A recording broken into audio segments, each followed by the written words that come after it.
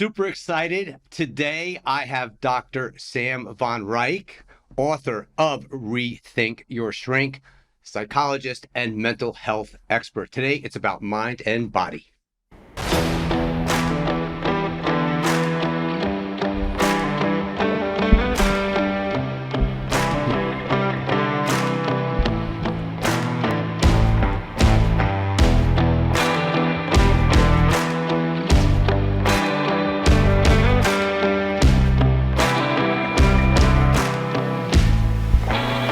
Well, Dr. Sam, thank you so much for being here today, coming all the way up from the south, way south, Boca.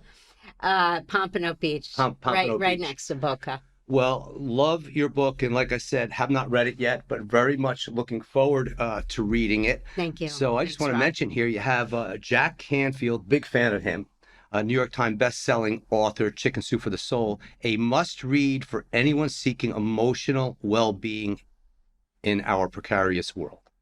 That's said a lot. So you must be so busy these days with all that's happening in the world. Yeah. I don't even know where to begin, really. I tried to categorize certain things, but, we have everything, of course, the addiction, drug, alcohol, people looking to substances to get that feeling of euphoria, which we all know is temporary, and then that wears off, and then everything else happens, the consequences as a result of the bad choices. So, I know we have a short time today, so there's definitely going to have to be a part 2, 3, 4, 5, maybe. I look forward to that. Well, let's talk about your book for a little bit. Rethink Your Shrink. I love it. And then I love this, the best alternatives to talk therapy and meds. Yeah. So I decided to write the book because, obviously I'm a clinical psychologist, so I'm very much a believer in the power of talk therapy, particularly talk therapy that is solution focused. And I think people are needing that more than ever. However, back in the day when I was struggling with some of my own issues, I discovered that the talk therapy was insufficient. And I found that it was lacking in many different ways. In terms of what I needed. So I really spent my career putting together many alternatives. And it's not just alternatives. Sometimes it can be supplements to therapy. Right. Because, who doesn't need a therapist at some point? Particularly a good therapist. But there were other things that came up over and over again in relation to my health. Dealing with clients early on using my more traditional training at that point. And so I amassed a list of what I would consider 40 different alternative strategies. And 10 of them are in that first volume. And there is going to be a follow-up volume. Which I love because our show, we just got back from the A4M Anti-Aging Conference, and as with them, it's identifying the root of the problem and then a solution as opposed to the quick, here, take a pill. I love your approach. And what I also have read and see through your testimonials, how much people respect, of course, not only your background, but the fact that you really put yourself out there. You identified certain things that you've experienced and went through. So you're speaking from the heart. It's very genuine, sincere. So on top of your knowledge, I think that's where people really resonate with you. But I just want to talk a little bit about addiction. I'm obviously in the health, fitness, sports world, and there's still that stigma, not too many people bring it forward. In your opinion, do you think men hold it in more so than the women before they seek actual help? Absolutely. That has changed over the past 20 years. When I started, which is interesting, my original background was in addiction treatment. I started working in residential care for addictions and spent many years after that working in outpatient treatment for mostly opiates and opioids, and a majority actually were men. So men over the last 20 years, I think, have become more comfortable with coming out with their their issues and talking about them, but in general, those gender roles still tend to apply. And we find that women are more likely to reach out for help. I think it's not even just talking about feelings; it's the idea of reaching out for help and admitting that one is experiencing a powerlessness over an addictive, over substance use. When people are seeking help, when they look for a psychotherapist, psychologist, whatever the case may be, is there, I want to say, like, almost should be a vetting process? Like, how would someone decide that that's the best person for them, as opposed to just finding them on a search or just a local psychologist? Is there any thoughts you can give or advice in seeking out the right guidance? Seeking out the right guidance for getting help for an addiction. Correct. Yes. Yeah. So, I mean, getting the right help for addiction really doesn't vary substantially from getting the right help in mental health, which is a little tricky. Anxiety, depression. Anxiety, depression, PTSD, compulsive overeating. I mean, the vast array, OCD, the vast array of issues, ADHD, that people can experience. And what I would say is, something that probably sounds like rather commonplace advice, but to me, the most important thing is the vibe that you get. I mean, clearly education is so important, The education vibe. experience, Yeah. but your comfort level becomes so incredibly Agreed. important. And not even necessarily, I mean, back in the past, there was a strong bias towards being treated by somebody who had some type of recovery history themselves. And I think that that does tend to promote additional comfort. But, having done that kind of addiction work for, I would say, I don't know, more years than I'd like to admit, at least 25, I always had such a strong passion for addiction recovery work. And I myself was not, I'm not an addict, but I had a very close family member die that way. And so finding somebody doesn't have to be in recovery, but certainly very familiar with that world, and not just the array of addiction treatments, but I think understanding 12-step recovery is so important. I, at that point, had quite a lot of experience due to this family member with 12-step recovery. But I think understanding that person, understanding the gamut, and certainly being very familiar with all of those tools, the vibe, nothing replaces the vibe that you have with a mental health professional. And if you're not feeling it the first time, you're not going to be feeling it the fifth time either. I love that. And that's how we really encourage people seeking out the guidance of a personal trainer. Education is one thing, even passion, of course, knowledge, but it's that connection. It's your ability to connect, identify what does this person need, but really connect with them and try to help them and get the solutions to whatever their issues or problems may be. So my co-host here, Christian Palmer, wrote in, and he's asking, what correlations, if any, have you noticed between men with low testosterone levels and mental health struggles? There's a very significant correlation between those. The irritability, depression, fatigue, anxiety, and at this point, it's great that it's more recognized, but I think for decades that correlation went entirely unrecognized. So I myself, when I'm, and it doesn't even have to be a middle-aged man. Right. I've worked with.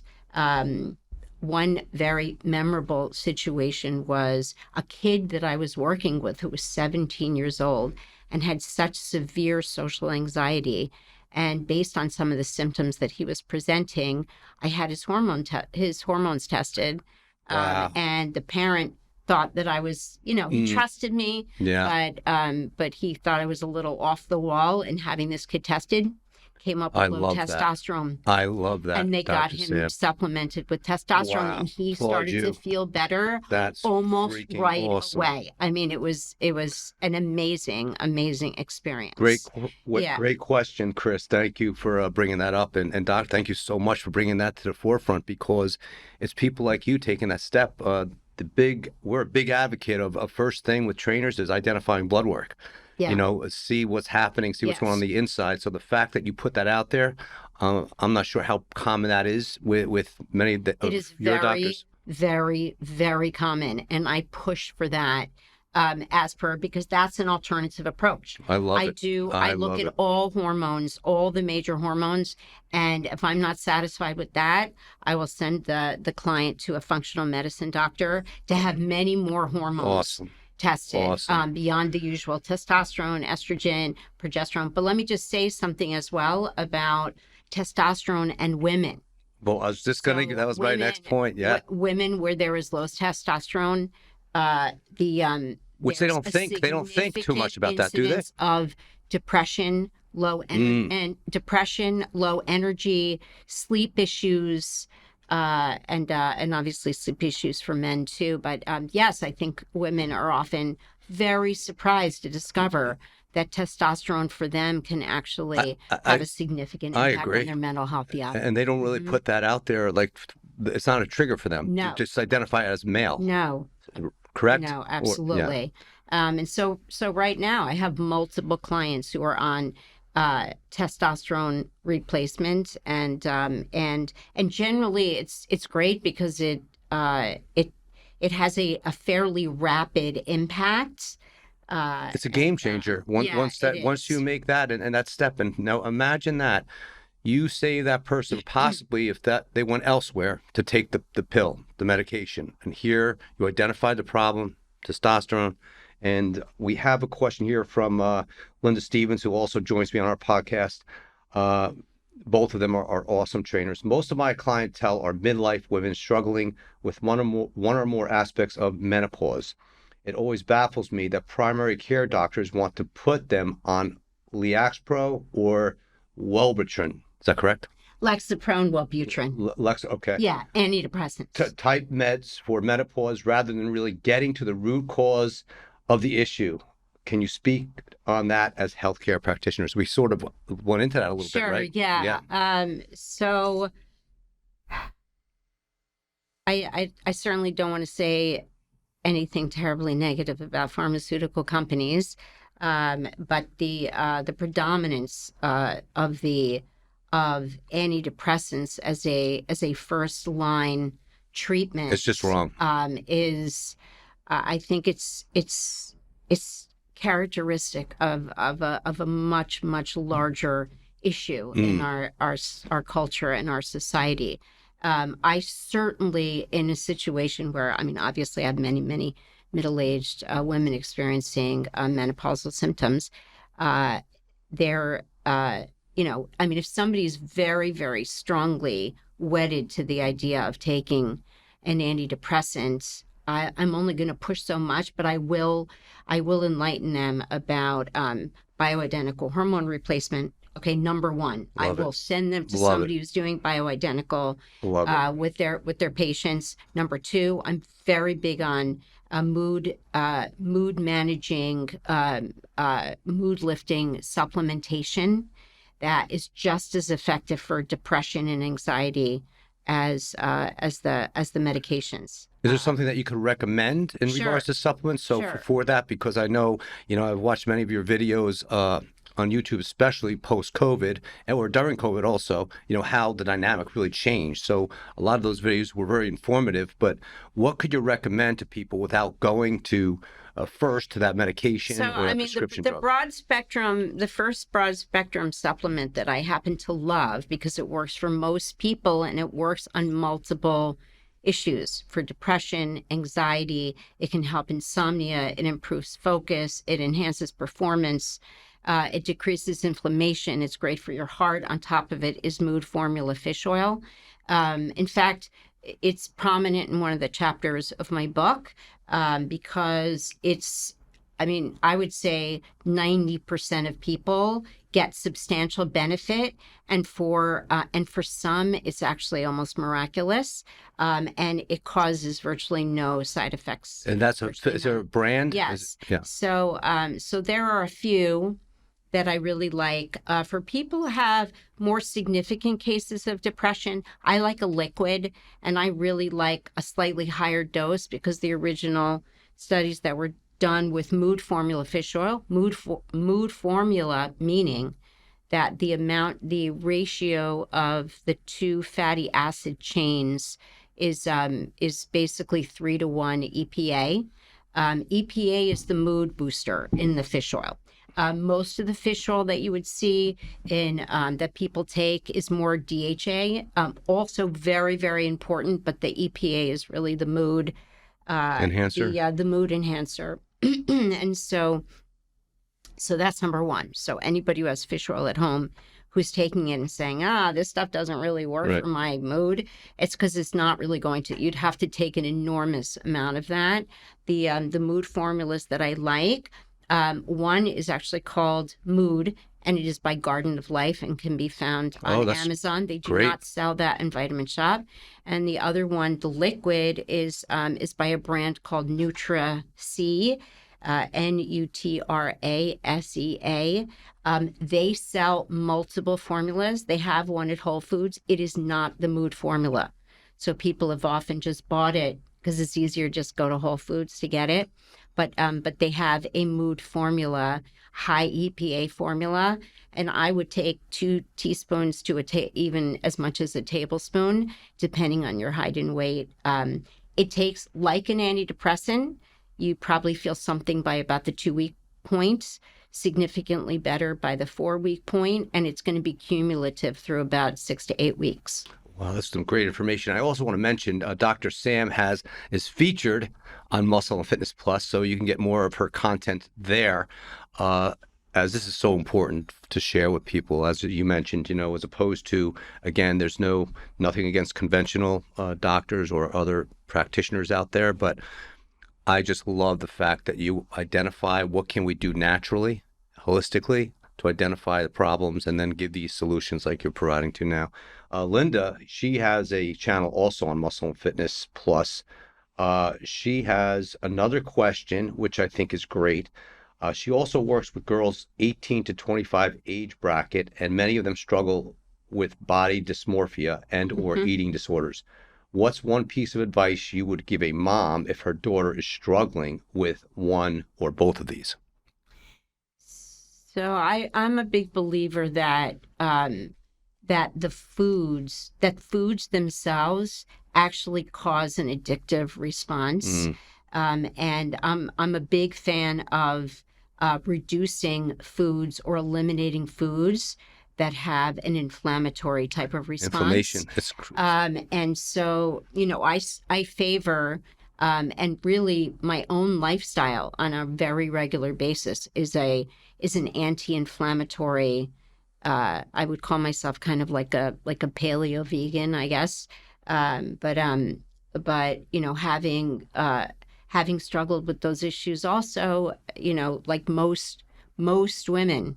I think it's about 95% of all ages have dealt with, would rate their bodies like just that they're dissatisfied with their bodies, that they're preoccupied with their bodies, and changing diet, I think, is a fundamental cornerstone of getting more of a handle. There's an experience of being out of control with food that very, very often is a significant trigger for the development of an eating disorder. Now, that is only one cornerstone, but that's a piece of advice that I would definitely give to anyone. Once somebody feels they have more control in relation to food, they are able to then work on body image in relation to having control over outcomes in their lives, developing better self-esteem. I have people keep a body gratitude journal.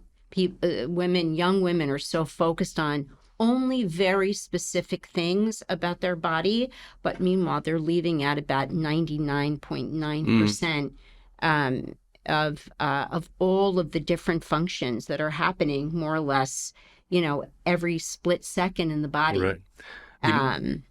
You made some very great, excellent points there. So a couple of things. The basis for the A4M this year was inflammation, and Dr. Robert Silverman, a good friend of mine, wrote the book Inside Out Health. That gut-brain connection, that affects what you put into your body, affects the way you think, feel, and look. And then, as you mentioned, identify the foods that may be causing inflammation. And I'm so glad you brought that up. But do you feel now that more people are paying attention to gut health and inflammation, or do you think it still has to be reinforced more to pay attention to those foods that are causing the inflammation? More people are paying attention to gut health. I think there's still very few people who make a connection between gut health and mental health. Right. But there obviously is an incredibly strong link. I am remiss in not dealing, and I just talked about food, but obviously there's so many other elements to gut health, and I very regularly refer clients for a full workup, including their microbiome, analysis of their microbiome, probiotics, prebiotics. Like, for example, people don't realize that diet, they can be taking probiotics, but if they're eating the wrong things, they're essentially just killing the probiotics. Right. And so there's an entire synergy that goes along with that pursuant to overall better mental health. And that's where you can look at someone that's consuming a certain amount of foods, or where you could say, well, if you're taking this and eating this, that's not working. That's not going to work out too well. So you can guide them properly without, again, medication, initially, at some point maybe, but, doing everything we can to get the solution without the natural way. With all these things that you brought up. I'm looking at your book here, and it's one chapter is Hormone Hell, the thyroid. Let's talk about that a little bit. Well, the thyroid is an element of mental health that is really grossly ignored, and what I discovered maybe going back 20 years was that people are experiencing depression, fatigue, anxiety, bipolar disorder. If I just scratched beneath the surface and started to ask them physical health questions, they almost all had some significant physical health issue. Like, oh, do you ever feel colder than people around you? Oh, yeah. Oh, my God. I'm like an iceberg. Do you wear socks to bed? Do you have overly dry skin? All kinds of questions that really seemingly have absolutely nothing to do with mental health. That would kind of startle the client that I was asking them. And almost in every case, they were reporting multiple physical symptoms, many of which traced back to, and that was even before I was so tuned into gut health and its connection with mental health. That was really hormone health. When did you start really working on that aspect of it? I would say probably around the year 2000. And so that's still a while ago. Yeah, it was a long time, and so I was often, so once I got into the groove of understanding the very strong connection between particularly hypothyroidism, which is the most common, and that means low thyroid function, but at various times of a thyroid that is functioning to essentially like at too high a rate, also can cause anxiety, can cause mania. And I just started to explore the world of functional medicine and the way it addressed thyroid health. And before long, I've diagnosed hundreds of cases that had been completely undetected. Wow. Because thyroid tests tend to be inaccurate, because people were very symptomatic, but being told that if they didn't get this particular score on this particular test, that it didn't matter that they were so ill. And it almost always went along with depression, almost always, like not 95% of the time.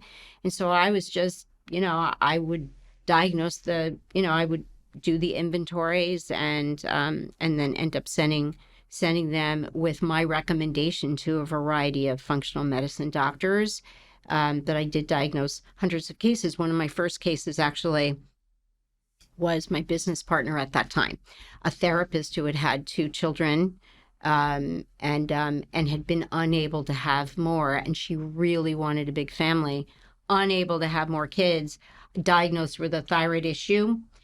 2-3 months later, she got pregnant after years of struggling. Wow. Yeah, Wow. because adequate thyroid health is incredibly important for fertility, and she continued to test normal on the thyroid tests. But of course, I knew, which most people don't know, that the hormone tests are not very accurate. And so I referred her to one of my network. She was able to be diagnosed. She was medicated. That was the end of the story. Wow. She had 3 more kids in the Incredible. following That's 3 a great years. story. So, yeah. That brings me to in your book there, you I believe in the beginning it was dedicated to your dad, where you're an inspiration to the world, and that's basically what you're doing. Thank you. A lot of good. I mean, I could see in just that line alone, and that you're making a great impact on so many people, and I'm thankful for you. Thanks, Rob. Yeah, because we need more people like you that you have the background, you have the knowledge, but as I said, as I sit here and I just met you today, I mean, my vibe is awesome. I just love it because I feel your energy and passion into really doing what you stated in your book. There is making a difference in the world with your book, Rethink Your Shrink. So define that for me. Rethink Your Shrink. Well, first I thought it was so cute. I love it. I love it. I think it's better than cute, because I have many thoughts on that, which I would like to mention, but I won't. I mean, one of my attitudinal things, I think, always in the field was not taking myself too seriously, and my using, my tongue-in-cheek title, Rethink or Shrink, was a nod to the fact that I don't believe in taking myself too seriously. I mean, certainly the subject matter seriously, but I think humor is just so incredibly important in life. And I also wanted the book to be something that would be very attractive to perhaps a reader that wasn't going to pick up another kind of self-help book, something that looked cheeky and fun, but also that they were going to get some really great information. Yeah, I'm super excited to read it, because the trainers that I work with too, they just love engaging with people like yourself, because they deal with clients also on a day-to-day basis, and they're hearing problems and they're hearing issues. And so now when you have someone like yourself sharing with me and our viewers, it's opening up a new world of how things can really be addressed, and reinforcing the blood work and doing everything we can to let's look at what they're doing, the foods we're eating, and making the whole connection. I just think there would be such a dramatic change and difference in people's lives if they really took the initial steps to identify and try everything that we can naturally. And like you said, a few simple changes in lifestyle, habits and behaviors. Dr. Sam, psychologist, mental health expert, bringing some valuable advice to you. Again, she has a channel on YouTube, and she also has a channel on Muscle Fitness Plus, so make sure you check that out. We're talking about problem solutions here. We left off at thyroid, but in your book, we have a few: insanity workout for your brain, neurofeedback. I am so fascinated with the science now coming out. There's so many great people out there offering great advice, how to manage your thoughts, how to put things in perspective. And for me, because like anyone else, I go up and down too, a lot of stress and a lot of anxiety, but I'm always looking online for certain things that I would be attracted to, and much of what is right now neuroscience. So talk a little bit about that. Insanity workout for your brain. Are there any of your peers that you really follow online that you look for the neuroscience component? I can't really think of anything actually right now as far as online. Yeah. But I certainly have been under the tutelage of many experts in the field of neurofeedback, and for actually, I would say 20 years.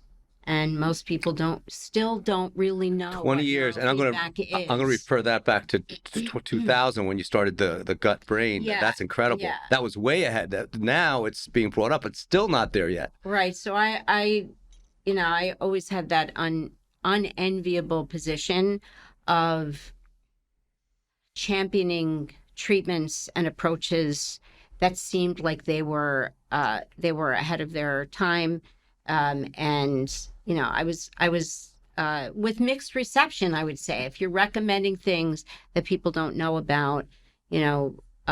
Some people can be very, very skeptical. I think that more people are catching on to the various uh, brain improving techniques that are out there. Many people now know what the transcranial stimulation, TMS, neurofeedback, and I can't say enough about I can't say enough about those treatments. Uh, Neurofeedback, really, the nascent neurofeedback has been around since the early 1960s. It was used for epilepsy, but now it's used for the gamut of mental health issues. It's painless, it's side effect free, it's very relaxing to have, and it really trains your brain to produce desirable brain waves by giving it a reward when it achieves an appropriate wave in the desirable range. And so it's very, very easy to do, and the technology now is very advanced, but no challenge for the person sitting in a chair just kind of enjoying themselves and reading a magazine. It's incredible. um, it's actually incredible to see the kind of changes that people experience. And again, they're not all miracle stories, but when you see one of those stories, it really makes the hair stand up on the back of your neck. Like, what the heck? Well, there's all sorts of things out there that trigger certain people, that can take them from 1 to 100 miles an hour. It could go code red, anger management, all these different things. But what are your thoughts? Well, first, can someone rewire their programming in their mind? Absolutely. I mean, and we've known that for many years, right? I mean, the term, I'm sure you've heard, Rob, the term neuroplasticity. Mm-hmm. That is the idea that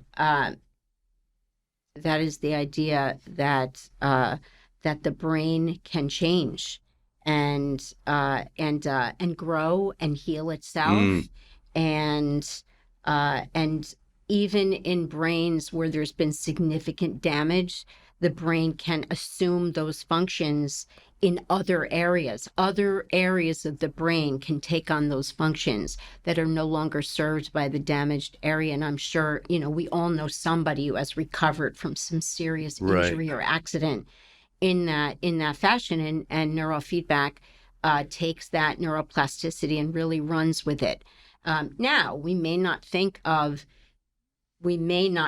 something like cognitive behavioral therapy or doing affirmations or, hypnosis or I was just going to ask one that. of many different options as falling under the rubric of neuroplasticity, but it actually does.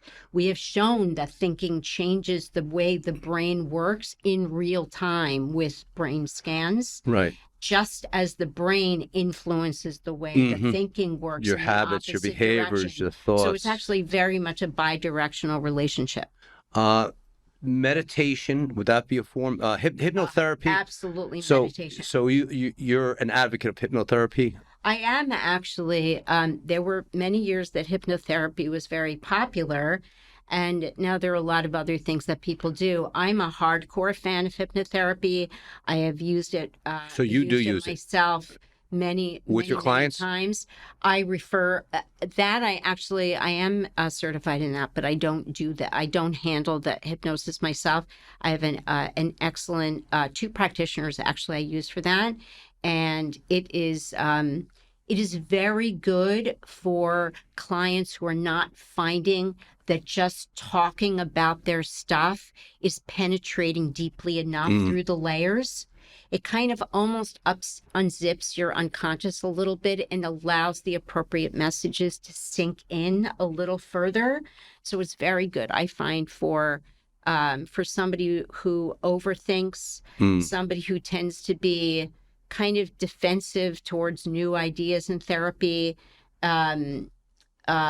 It's good for, it's not only good for somebody who does benefit from therapy, but it's actually good for a particular kind of clients who don't generally benefit from verbal therapy. And there are, in fact, many clients that simply don't respond to verbal therapy, because verbal therapy is one, just like I was saying, like talk therapy is one, incredibly helpful modality, but it is just one, and not all modalities work for all people. I mean, it doesn't work that way. So there's, I guess, a list of things that you could do to disrupt unwanted thoughts, actions, behaviors.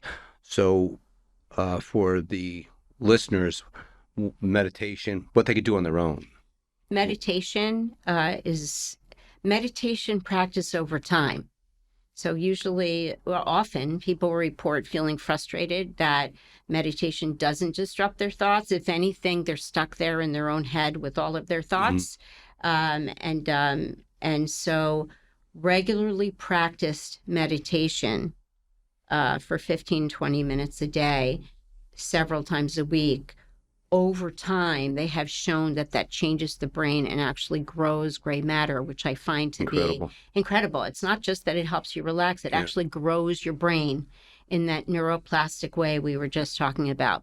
Another very, very helpful and super cool thing that has come to the foreground in what I would say in the last 10 years, most therapists know what it is. They no longer make faces that they think is so strange. But there's something called tapping, which involves, and that is featured in my book. It involves. These are things that you actually utilize in your. Absolutely. Tapping on acupressure points in a series was found, I don't know, maybe 25, 30 years ago to be to disrupt, not only disrupt negative thinking, but actually originally was found to cure this, kind of agent zero of a very serious phobia simply by tapping on these points. Incredible. Acupuncture in and of itself is an unbelievably productive treatment method for mental health. Amazing. Most people find for aches and pains, it's unbelievable, for energy, for sleep, for this and that.